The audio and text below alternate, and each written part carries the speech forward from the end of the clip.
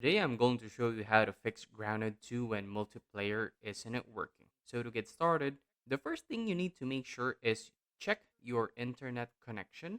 Make sure you're on a stable network, then restart both the game and your Steam or your Xbox app. Sometimes temporary connection errors are fixed just by restarting the client. Next, check for any update. Go to your game library and see if there's a new patch for Grounded 2. Outdated version can cause multiplayer syncing issues. After that, make sure your Windows firewall or antivirus isn't blocking the game. Open your firewall settings and allow Grounded 2 through both public and private network. If this process still doesn't work, try verifying your game files. On Steam, right-click the game, go to Properties, then Installed Files, and click Verify Integrity of Game Files. This will repair any missing or corrupted files. So finally, if all of this process fails, you can try restarting your router or switching servers in the multiplayer setting. That often fixes connection drops. And that's it. That's how you fix Grounded to multiplayer not connected.